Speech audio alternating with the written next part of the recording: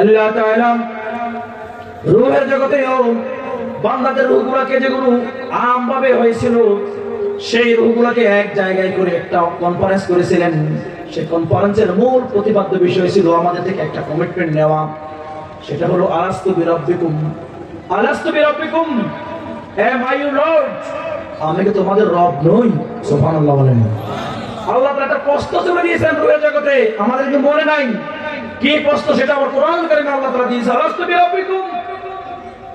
আমরা সবাই সেদিন সমস্যায় এক আওয়াজে একসাথে জবাব দিয়েছিলাম, ক্বালু বালা, ক্বালু বালা, of course you are our lord, অবশ্যই আপনি আমাদের রব। জোরে বলেন না সুবহানাল্লাহ। বালাগাল উলা বিকামালিহি কাশাফাত দুজা বিজামালিহি হাসনাত জামিউ সাল্লু আলাইহি بلغ العلا بكماله كشف الدجى بصاله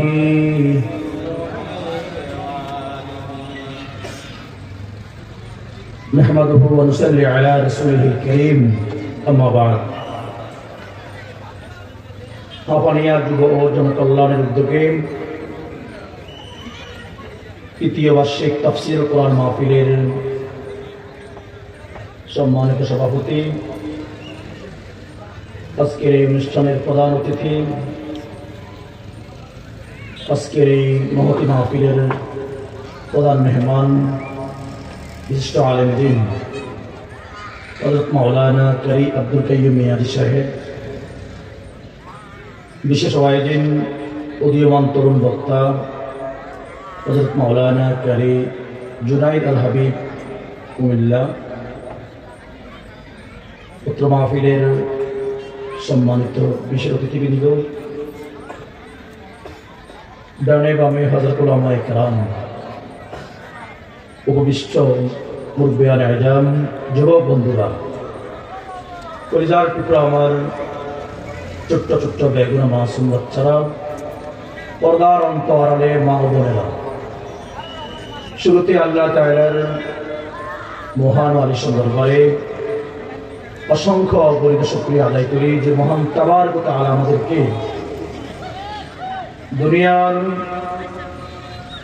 সমস্ত ব্যস্ততাকে উপেক্ষা করে আজকের এই বিশাল তাফসীর কোরআন মাহফিলে, বিশেষ করে জান্নাতের বাগানে আমাদেরকে আসার জন্য আল্লাহ তাআলা কবুল করেছেন। আমরা আসতে পেরে খুশি না বেজার? আমরা ওয়াজ মাহফিলে যাই, তাফসীর কোরআনে যাই, ধর্মীয় অনুষ্ঠানে যাই আমাদের ঈমানটাকে তাজা করার জন্য। একটা মোবাইল যিনি চালান, যিনি অটো চালান, তার মোবাইলের মধ্যে একটা ব্যাটারি থাকে, চার্জ যতক্ষণ থাকে ততক্ষণ সেটাকে সেভাবে যেভাবে ইচ্ছা করে মালিক ব্যবহার করতে পারেন। যদি চার্জ শেষ হয়ে যায় দামি মোবাইলটাও কাজ করে না। ঠিক তদ্রূপভাবে আমরা ঈমানদার, আমরা মুমিন, আমরা পড়েছি লা ইলাহা ইল্লাল্লাহ, বলেন লা ইলাহা ইল্লাল্লাহ। আমরা ঈমানে বলে বলিয়ান হয়েছি, মুমিন আমরা দাবি করি। তো আমাদের সেই ঈমানের পাওয়ারটা মাঝে মধ্যে একটু চার্জ দিতে হয়, একটু ব্যাটারি ফুল করতে হয়।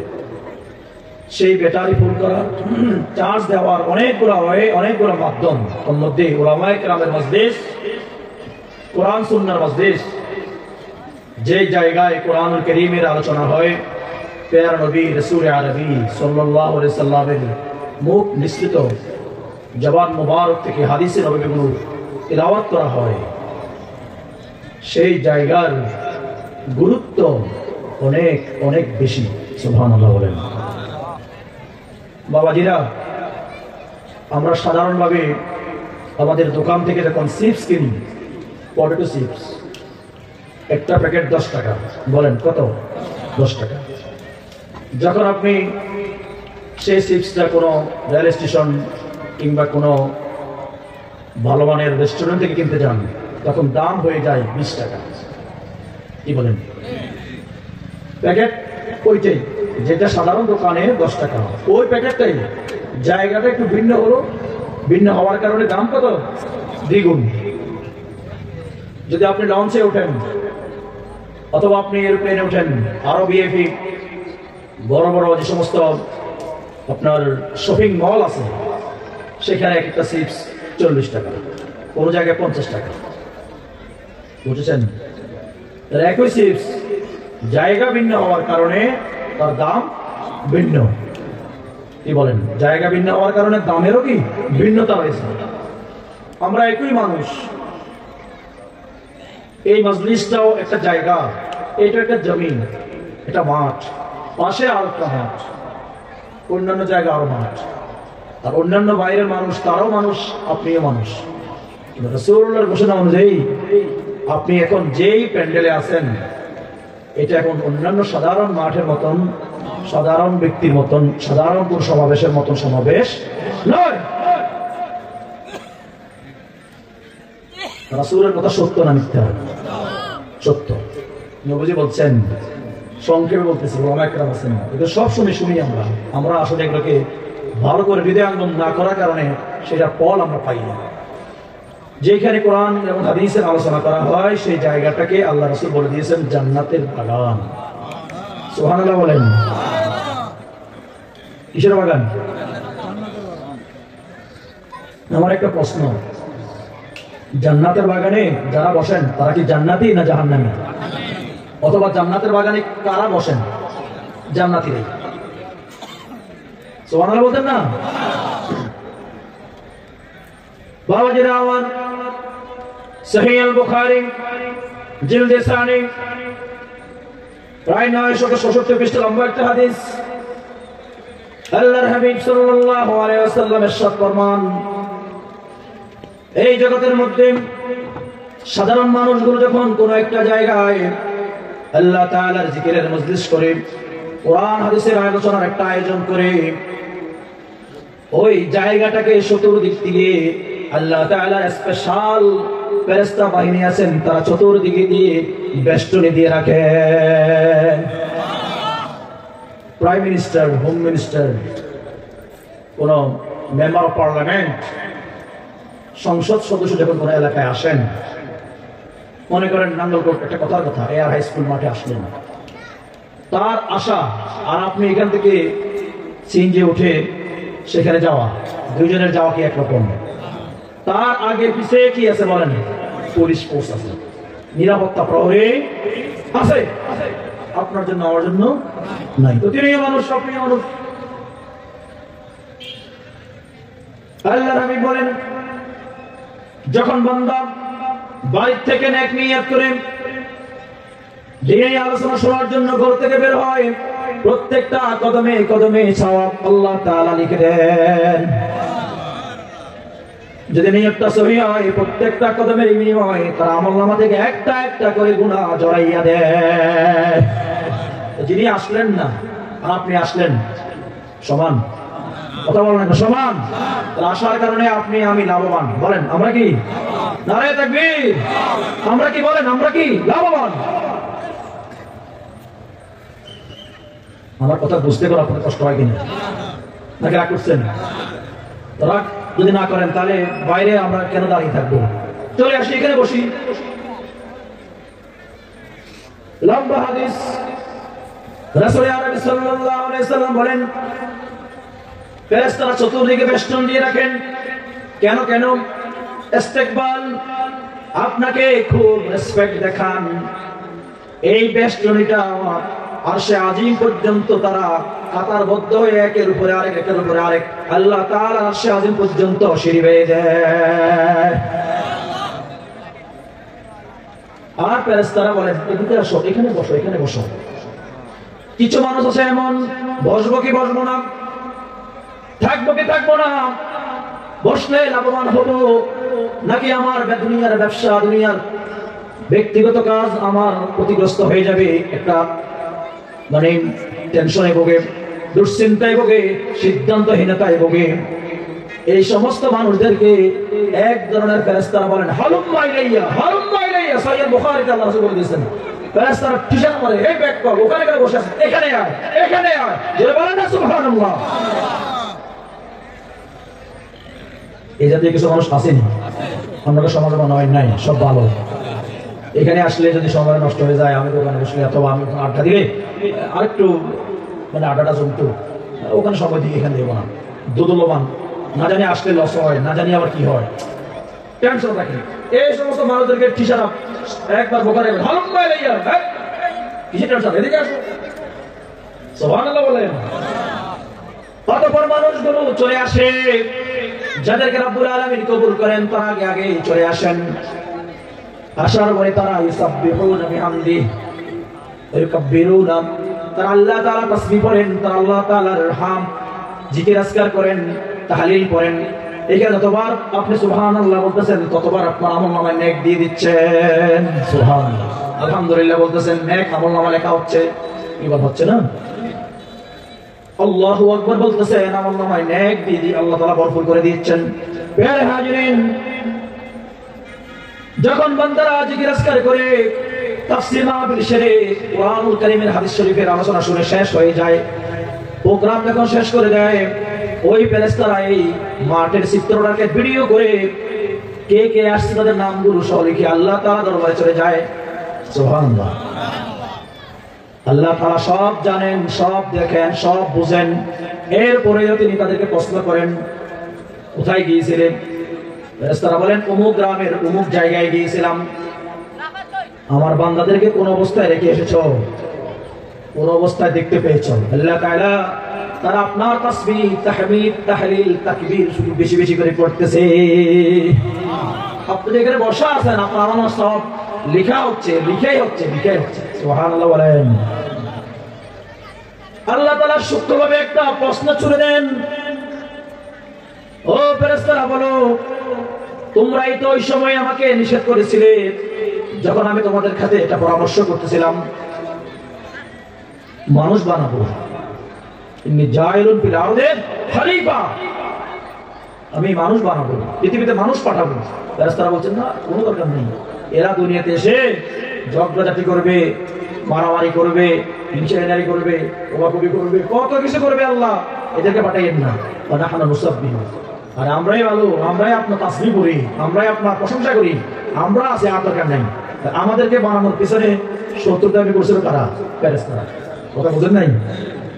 এখন আল্লাহ তাআলা বলতেছেন, ওই আরশে আজিমে তাদেরকে তোমরা আমার বান্দাদেরকে কোন অবস্থায় রেখে এসেছো? তারা আপনার জিকির আজকার, তাসবিহ, তাহলিল, বিধান, সিজদা, আপনি মালিকের কদমে তারা মস্তক অবনত করে সিজদা দিচ্ছে। সুবহানাল্লাহ বলেন, আমরা কার কুদরতে কদমে সিজদা দেই? বলেন। আল্লাহ তাআলা বলেন, ও ফেরেশতারা, তোমরা বলো, তারা যে আমাকে এইভাবে ডাকতেছে, সিজদা দিচ্ছে, তাসবিহ, তাকবীর, তাহমিদ পড়ছে, তারা কি কখনো আমাকে দেখেছে? আল্লাহ প্রশ্ন করছেন। ফেরেশতারা বলেন, না, তারা আপনাকে দেখে নাই। আমরা কি আল্লাহকে দেখেছি? বলেন, আমরা কি আল্লাহকে দেখেছি? আমরা না দেখে বিশ্বাস করি। আর যে বা যারা আল্লাহকে না দেখে বিশ্বাস করে তারাই মুমিন। ইউমিনুনা বিল গায়ব, বলেন ইউমিনুনা বিল গায়ব। না দেখে বিশ্বাস করাটাই মুমিন। দেখে বিশ্বাস করা এটা বস্তুবাদী, এটা হিন্দুদের মতো হয়ে যাবে। তোমাদের কোটা ঘন্টা কয়েকটা মূর্তি, এই যে 10 হাত 5 হাত, হ্যাঁ আছে না, এটা দেখা যায়, দেখা যায়, বস্তুবাদী। আমরা বিশ্বাসী নই, আমরা বললাম ইউমিনুনা বিল গায়ব, অদৃশ্যটাকে দেখা যায় না, শোনা যায় না, আয়াত থেকে দেখা যায় না, এমন রব আমাদের আল্লাহ। জুড়ে বলেন না সুবহানাল্লাহ। আল্লাহ তাআলা বলেন, তোমরাই বলতেছো তারা আমাকে জীবনে দেখে নাই।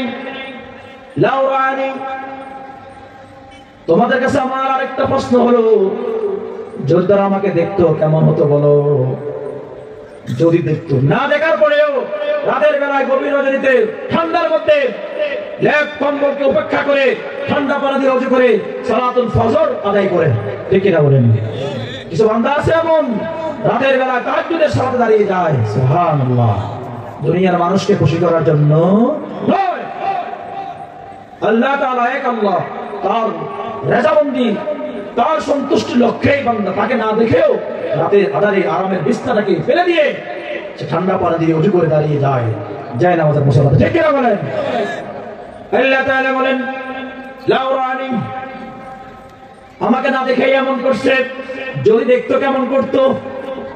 ফেরেশতারা বলেন রব্বুল আলামিন, আপনাকে না দেখে যে পরিমাণ করতেছে ইবাদত বন্দেগী হুকুম আহকাম পালন করছে, যদি দেখতো তারা কখনো আপনার ইবাদত বন্দেগী ছেড়ে দিত না। আরো বেশি বেশি করে আরো বেশি বেশি করে আপনার জন্য আপনার গোলামি করতে হবে। সুবহানাল্লাহ। আল্লাহ তাআলা বলেন বুঝলাম। দ্বিতীয় কোশ্চেন, তারা আমার কাছে কি চায়? ফেরেশতারা বলেন তারা আপনার কাছে জান্নাত চায়। সুবহানাল্লাহ। আমরা কি চাই? সবাই বলেন আমরা কি চাই? জান্নাত চাই। আল্লাহ তাআলা বলেন তারা কি কোনদিন তারা কি জান্নাত দেখছে? ফেরেশতারা বলেন না আল্লাহ, তারা জান্নাত জীবনে দেখে নাই। আল্লাহ বলেন যদি দেখতো কেমন হতো বলো? ফেরেশতারা বলেন রব্বুল আলামিন, যদি এই বান্দাগুলো আপনার জান্নাত দেখতো, তার জান্নাতের আশায় তারা দুনিয়ার সমস্ত মোহ আরাম আয়েশ সব ছেড়ে দিত। জান্নাতের কি দাম জানেন? কেমন জানেন? জান্নাতের যেই জানালা আছে, ওই জানালার একটা শিক আর গোটা দুনিয়ার গোটা সম্পদ এক পাল্লায় রাখেন, একদিকে রাখেন, আর জান্নাতের জানালার একটা শিক একদিকে রাখেন। রাসূল আরবি বলেন গোটা দুনিয়াটাকে কয়েকবার বিক্রি করা হলেও জান্নাতের জানালার একটা শিকের সমান মূল্য হবে না। কেমন জান্নাত? আপনি জান্নাতে যে গালিচা থাকবে, যে আসন থাকবে, বসবেন, বসার সাথে সাথে আপনি সেখানে একেবারে আপনি কোথায় বসছেন আপনি চিন্তা করে করতে পারবেন। আপনার টেনশন হবে একটু চিন্তার বেশি, যদি আমি এই মুহূর্তে একটু আঙ্গুর খেতে পারতাম অথবা বেদানা আনার খেতে পারতাম, মন চাচ্ছে, তাৎক্ষণিক ওই জায়গাতে আল্লাহ তাআলা একটা গাছ জন্মে দিবেন, সেটা বড় হবে, তাৎক্ষণিক ফুল হবে, ওই যে ফলটা আপনি চাইবেন সেই ফলটা হবে, পাকবে, আপনার মুখে এসে সেটা আপনাকে খাওয়ার জন্য সিস্টেম করে দিবে। আপনি ওঠা লাগবে না, ডিল মারা লাগবে না, নারিকেল পাড়তে হলে যাবে অনেক কষ্ট করতে হয়, সুপারি পাড়তে হলে এই জাতীয় কোনো কষ্ট করা লাগবে না। সুবহানাল্লাহ। জান্নাত আল্লাহ তাআলা বলেন তাহলে তারা আমার জান্নাত দেখে নাই, কই না? তাহলে দেখলে কি হতো, কেমন হতো? যাওয়ার বলেন দেখলে জান্নাতের আশায় দুনিয়ার সমস্ত আরাম আয়েশগুলো ছেড়ে দিত। সুবহানাল্লাহ। আল্লাহ তাআলা আমার প্রশ্ন করেন তারা আমার কাছে কি থেকে পানা চায়? ফেরেশতারা বলেন রব্বুল আলামিন তারা আপনার কাছে জাহান্নাম থেকে পানা চায়। তারা সব সময় আপনার কাছে দোয়া করে আল্লাহুম্মা আজরিনা মিনান নার, কি আমরা করি কিনা? আল্লাহুম্মা আজরিনি মিনান নার, ও আল্লাহ আপনি আমাকে কিংবা আমাদেরকে জাহান্নামের আযাব থেকে পরিত্রাণ দেন, মুক্তি দেন। অন্য হাদিসে যে ব্যক্তি মাগরিবের পরে 7 বার কমপক্ষে আল্লাহুম্মা আজরিনি মিনান নার পড়বে, কাল কিয়ামতের ময়দানে আল্লাহ তাআলা তাকে জাহান্নামের আযাব থেকে মুক্তি দিয়ে দিবেন। সুবহানাল্লাহ। কি বলেন, পড়তে রাজি আছি তো?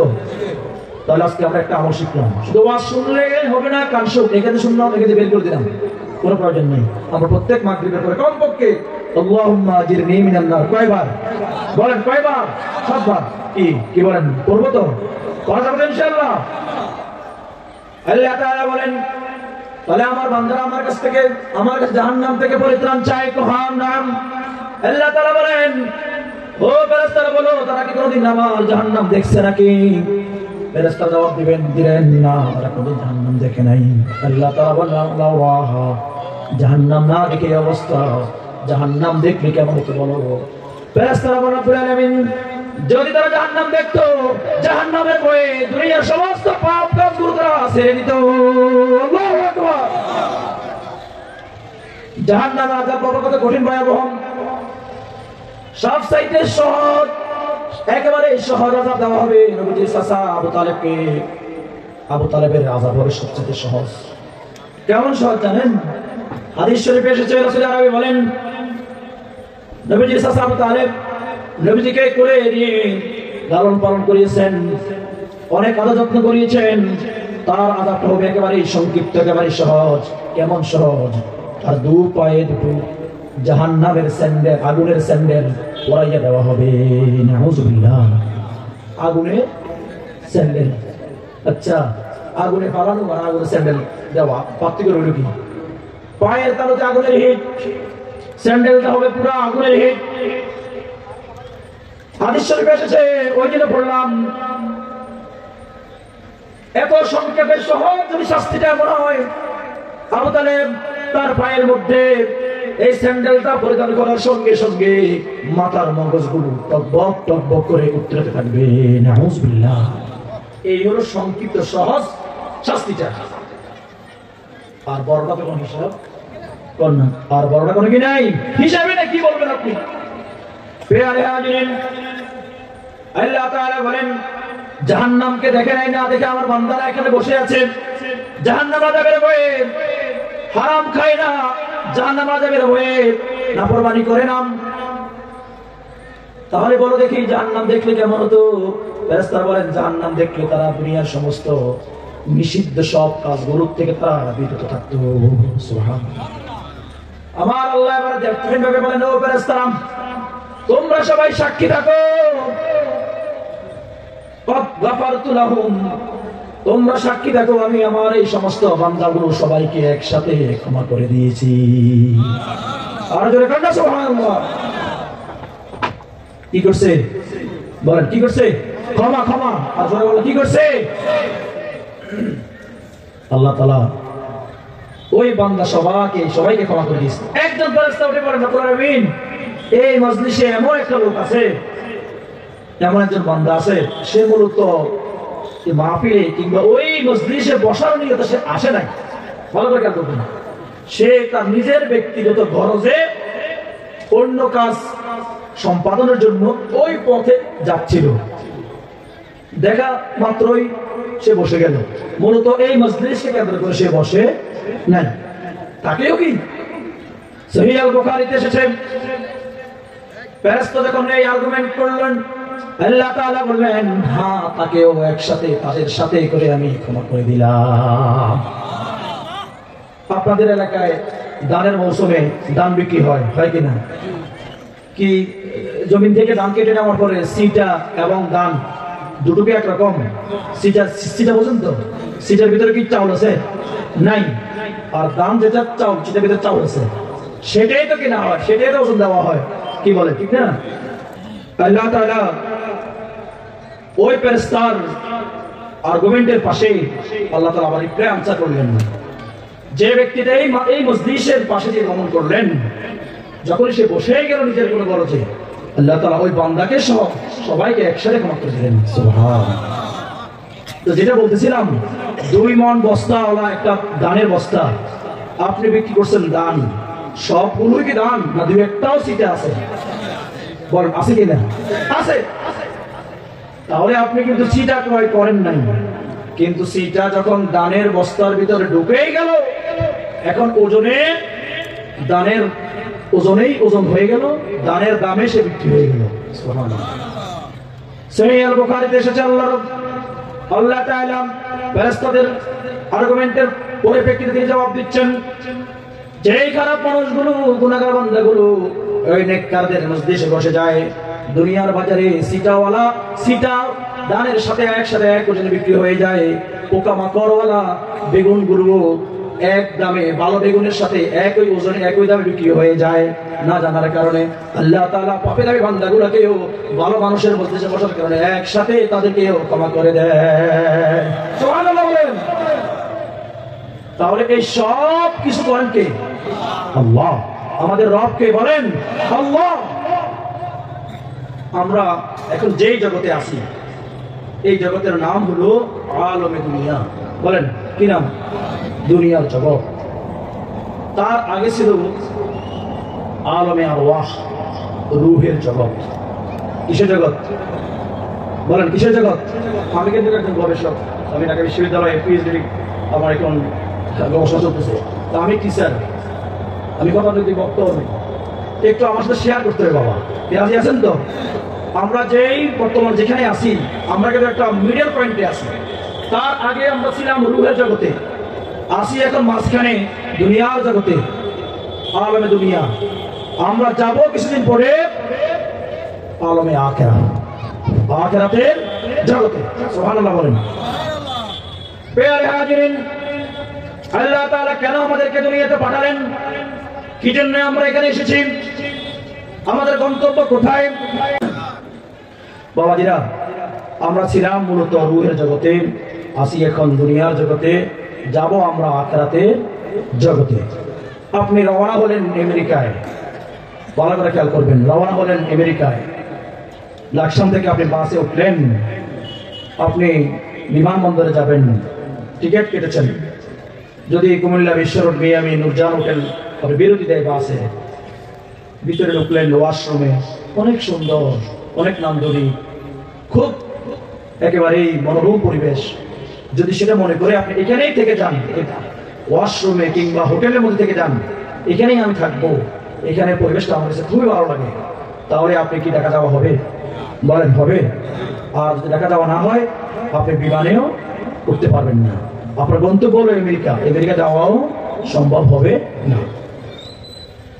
প্রিয় হাজিরিন, ঠিক তদ্রূপভাবে আমরা আজকে আমি আপনি খেয়াল করবেন, আমি আপনি জন্মগ্রহণ করেছি মাত্র মায়ের পেট থেকে, জন্মের দিক থেকে আমরা বয়সে কম বেশি, কিন্তু রূহের দিক থেকে আমরা সকলেই কিন্তু সমান।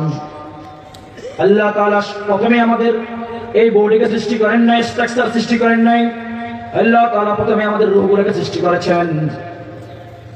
বডি সৃষ্টির আগে সমস্ত রূহগুলোকে আল্লাহ তাআলা সৃষ্টি করেছেন। আদম থেকে কিয়ামত পর্যন্ত যত মানুষ ছিল, আছে, আসবে, সকলের রূহগুলোকে সৃষ্টি করে এক জায়গায় একটা কনফারেন্স করেছেন, সম্মেলন করেছেন। সেই সম্মেলনটা হয়েছিল রূহের জগতে। বাবা, আল্লাহ তাআলা সেই ঘোষণাটা কোরআনুল কারীমের মধ্যে দিয়ে দিয়েছেন, আলাস্তু বিরাব্বিকুম, এম আই ইউর লর্ড। ও বান্দারা শোনো, তোমাদেরকে আমি আল্লাহ তাআলা দুনিয়াতে পাঠাবো, তোমাদের এখনো বডি আমি দেই নাই, মাত্র সিমটা সৃষ্টি করেছি। সিমটা ঢুকাবে, এটা মোবাইলের ভিতরে, মোবাইলটা হলো বডি।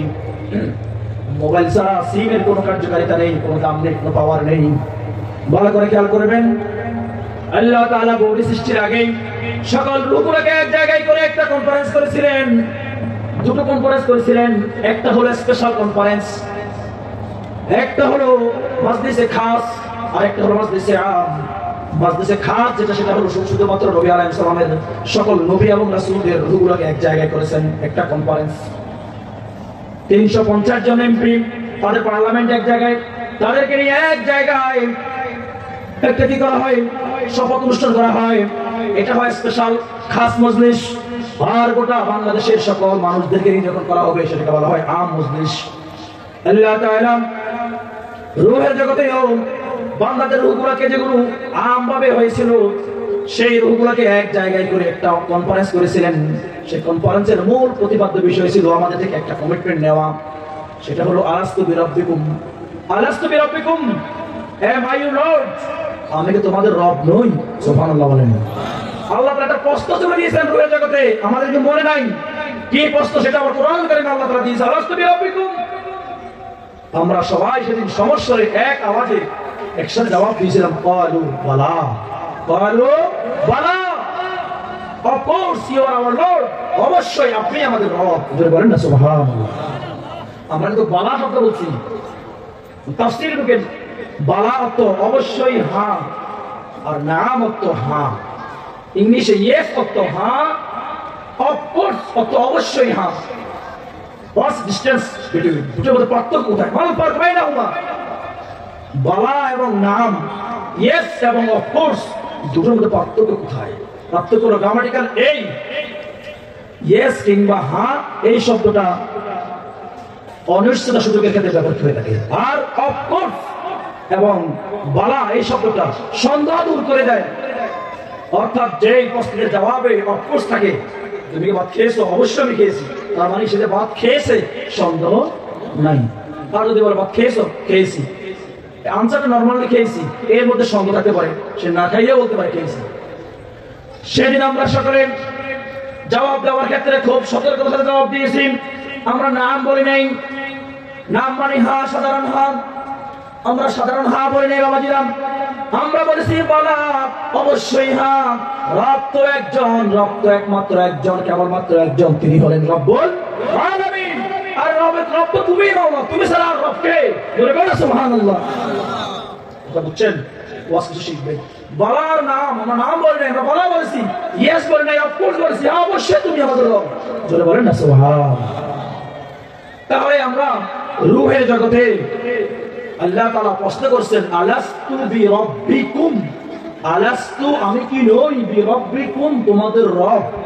তাহলে আল্লাহ তাআলার প্রশ্নটা হলো রব, আমি তোমাদের রব নই। এখন প্রশ্ন হলো রব কি, রব কাকে বলে, রবের ডেফিনেশনটা কি? রব শব্দটি তার বিয়াতন থেকে, অর্থাৎ অনস্তিত্ব বিষয় থেকে যিনি অস্তিত্ব দান করেন, অস্তিত্ব দান করার পরে ধাপে ধাপে স্টেপ বাই স্টেপে তাকে এটা পর্যায়ে পৌঁছান। জোরে সুবহানাল্লাহ। যেমন যার বয়স এখন আপনাদের 50, খেয়াল করবেন, যার বয়স এখন 50, 52 বছর আগে তার অস্তিত্ব কি ছিল বলতে পারবেন আপনি? যার বয়স 50, 55 বছর আগে ওই ব্যক্তির অস্তিত্ব কি ছিল? ছিল না, বলতে পারবো না। তাহলে অনস্তিত্ব বিষয় থেকে আল্লাহ তাআলা মা বাবার একটা মাধ্যমে নুতফা, এক পুরো নাপাক বীর্যের মাধ্যমে আল্লাহ তাআলা আমাদেরকে অস্তিত্ব দিয়েছেন। তারপরে মায়ের পেটে আল্লাহ তাআলা 10 মাস 10 দিন কম বেশি আমাদের রাখলেন। একটা পর্যায়ে আল্লাহ তাআলা আমাদের দুনিয়ার মুখ দেখালেন। অতঃপরে আমরা হামাগুড়ি 2 বছর 2.5 বছর মায়ের দুধ খাইলাম। ক্রমান্বয়ে আমরা আস্তে আস্তে বড় হতে লাগলাম। তারপর আমরা পড়া শিখতে লাগলাম, স্কুলে মাদ্রাসায় বিভিন্ন প্রতিষ্ঠানে আমরা গেলাম। অনেকেই আমরা ব্যারিস্টার হলাম, অনেকেই আমরা শিক্ষিত হলাম, অনেকেই আমরা বিভিন্ন পেশাদারকে আমরা নিয়োজিত হয়ে গেলাম। এই যে কাজটা যিনি করলেন, এই অস্তিত্ব কাজ থেকে যিনি অস্তিত্ব দান করলেন, অস্তিত্ব দেওয়ার পরে তারপরে তিনি বড় করলেন। যিনি এই কাজটা করেন তাকে বলা হয় রব, আর যিনি এই কাজগুলো করেন তিনি হলেন রব্বুল আলামিন, আমাদের আল্লাহ। জোরে বলেন সুবহানাল্লাহ। প্রিয় হাজিরিন, আল্লাহ তাআলা রূহের জগতে প্রশ্ন করে দিলেন, আলাস্তু বিরাব্বিকুম, আলাস্তু বিখালিকুম বলেন নাই, আমি কি তোমাদের সৃষ্টিকর্তা এটা বলেন নাই, আমি কি তোমাদের রিজিকদাতা এটা বলেন নাই, আমি কি তোমাদের অন্যান্য বিষয়গুলো বলেন নাই। তিনি বলছেন আমি কি তোমাদের রব নই? রব বলেন শব্দটা কি? শব্দটা কি? রব। এখন রবকে বান্দা চেনে কিনা, রবের সাথে বান্দার সম্পর্ক কেমন, সেই সম্পর্কটুকুকে ভালোভাবে গভীরভাবে আত্মস্থ করার জন্য আল্লাহ তাআলা পৃথিবীতে বান্দাকে পাঠালেন, বড় হলেন। ঈমানের পরে এই যে হুকুমটা বান্দার জন্য ফরজ করে দিয়েছেন সেটা হলো সালাত, নামাজ। ঈমানের পরে যেই কাজটা ফরজ সেটা কি? সালাত, নামাজ। আর নামাজ পড়তে হলে সূরাতুল ফাতিহা অবশ্যই তেলাওয়াত করতে হয়। ঠিক কি না বলেন? সূরাতুল ফাতিহা আল্লাহ তাআলা সুন্দর করে দিয়ে দিয়েছেন, আলহামদুলিল্লাহি রাব্বিল আলামিন। আলহামদুলিল্লাহ, সমস্ত প্রশংসা রব্বিল আলামিন, জগৎ সমূহের রবের জন্য। কার জন্য? যিনি গোটা কুল কায়নাতের রব।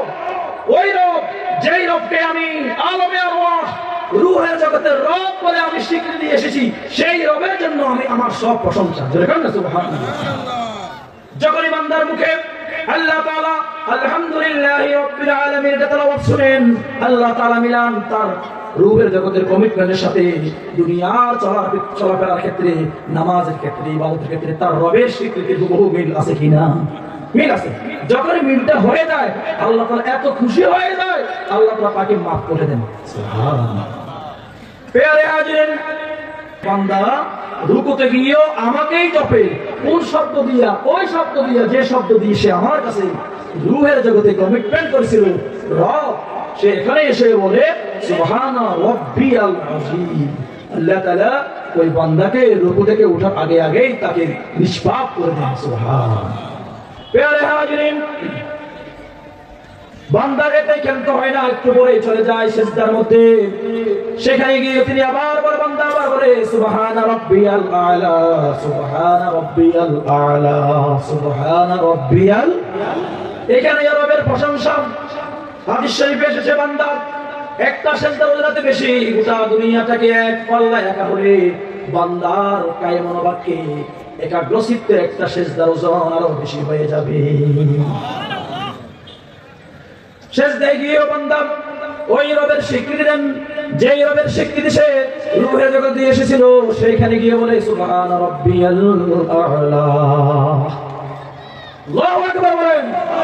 যখন নামাজ শেষ করেন, সালাম ফিরাই, সালাম ফেরানোর পরে আবার দোয়া করেন, রব্বানা যালামনা আনফুসানা ওয়া ইন লাম তাগফির লানা। শুরু শব্দটা রব্বানা, রব, ও আমাদের রব, আল্লাহ তাআলা খুশি হন, এত বেশি খুশি হয়ে যান, এত বেশি খুশি হয়ে যান।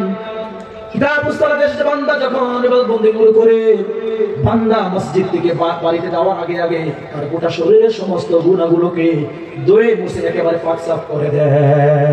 সুবহানাল্লাহ।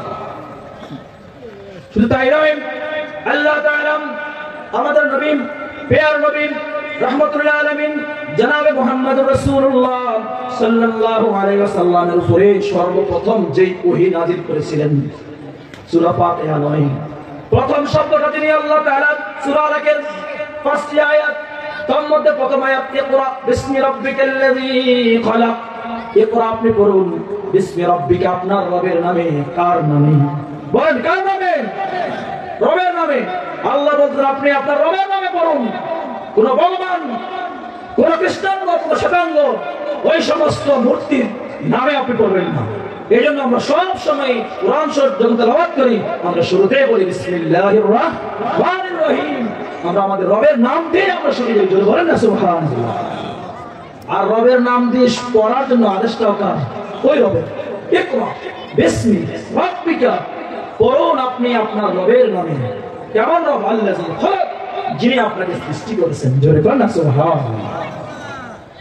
প্রিয় হাজিরিন, সেজন্য রবকে চিনতে হবে।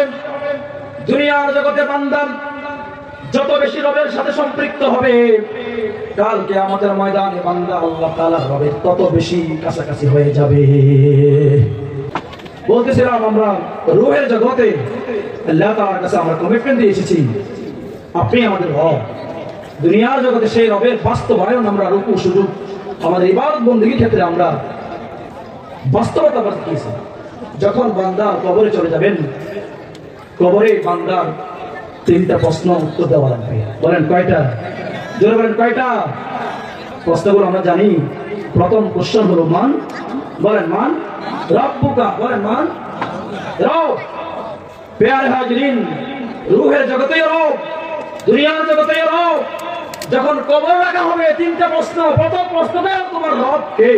বলে বলেন না সুবহানাল্লাহ। বলেন আমাদের রব কে? জোরে বলেন কে?